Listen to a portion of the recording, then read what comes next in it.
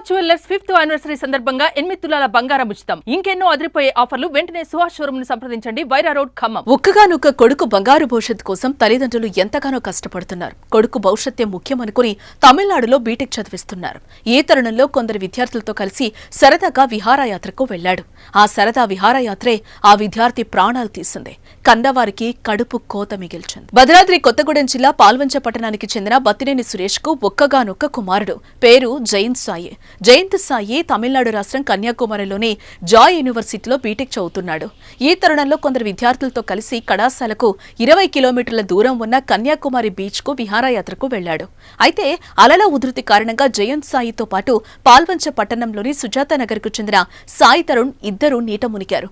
ఈ ప్రమాదంలో జయంత్ సాయి మృతి చెందగా సాయి తరుణ్ పరిస్థితి విషమంగా ఉన్నట్లుగా తెలుస్తోంది.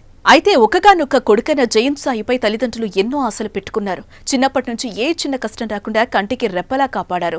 జయంత్ బంగారు భవిష్యత్తు కోసం మంచిగా చదువుకుంటాడని ఎన్నో కలలతో తమిళనాడు పంపిస్తే విగత జీవిగా ఇంటికి తిరిగి రావడం చూసిన తల్లిదండ్రులు, కుటుంబ సభ్యులు కన్నీరు మున్నీరుగా విలపిస్తున్న తీరు అందరినీ కలిచివేస్తోంది. జై యూనివర్సిటీ అని చెప్పేసి మనకి కన్యాకుమారిలో ఆ యూనివర్సిటీలో జాయిన్ చేయడం జరిగింది. కరెక్ట్గా ఇప్పటికి ఇంజనీరింగ్ ఫస్ట్ ఇయర్లో జాయిన్ చేసాము. ఇప్పటికి నెలన్నర అవుతుంది అతను జాయిన్ అయ్యి. అయితే మొన్న ఒక కాలేజీ నుంచి ఒక 30 మంది పిల్లలు సముద్ర స్నానానికి వెళ్ళారు.